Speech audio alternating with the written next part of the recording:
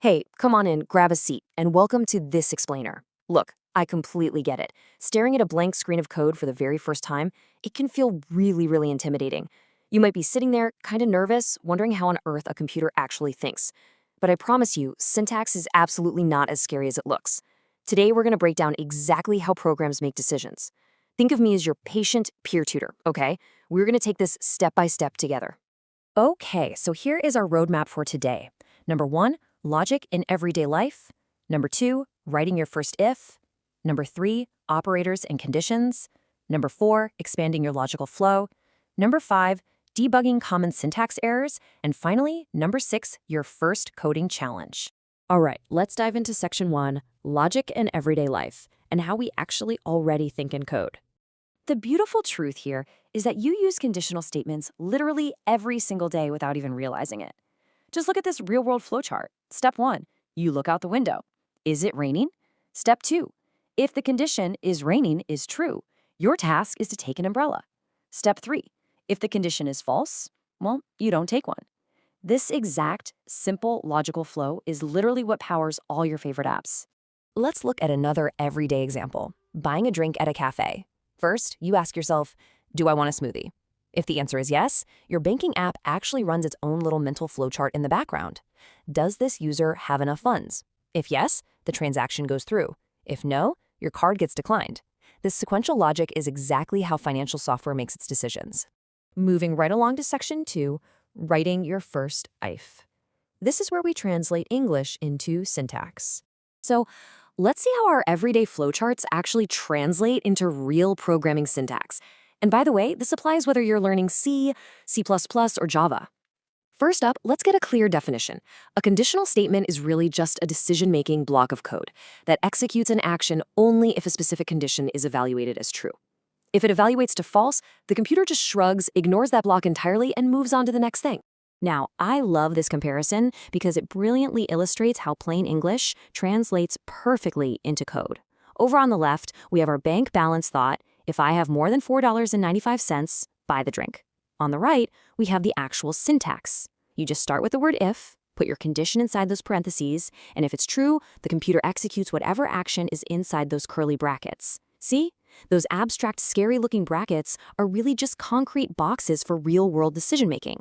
All right, section 3, operators and conditions. Let's look at the math behind the logic. So, how do we actually check the conditions inside those parentheses? I promise, it's just elementary school math.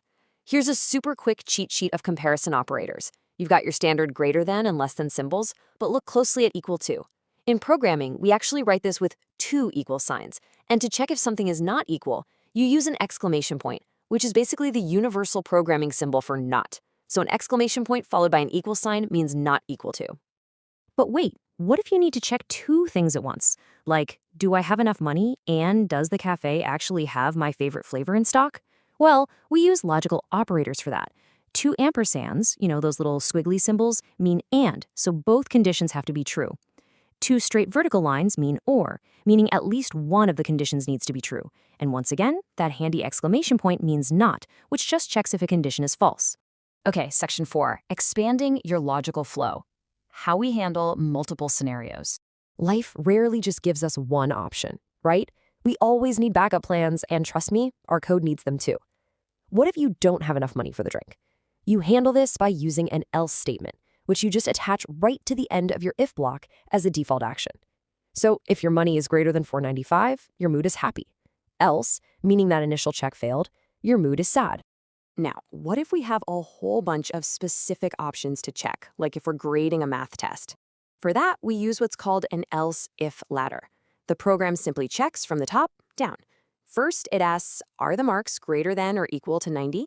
If yes, it prints grade A and entirely bypasses the rest of the code. If not, it drops down to the very next rung, else if marks are greater than 80. As soon as it finds a match, boom, it executes that specific block and ignores the rest of the ladder. Sometimes, though, we need to get even more specific. This is where a nested if comes into play, which is exactly what it sounds like, placing an if statement inside another if statement. Think about validating a user login. Your outer if statement checks to see if the username even exists in the database. If that's true, the program steps inside, where it immediately meets an inner if statement asking if the password matches. It's a really smart way to drill down into highly specific security scenarios. But if you have a ton of specific options, an else if ladder can start to look pretty messy. Enter the switch statement. Imagine a robot with 3 buttons. Press 1 for hello, 2 for namaste, and 3 for bonjour. Instead of typing out if button equals 1, else if button equals 2 over and over, you just feed the button variable into a switch.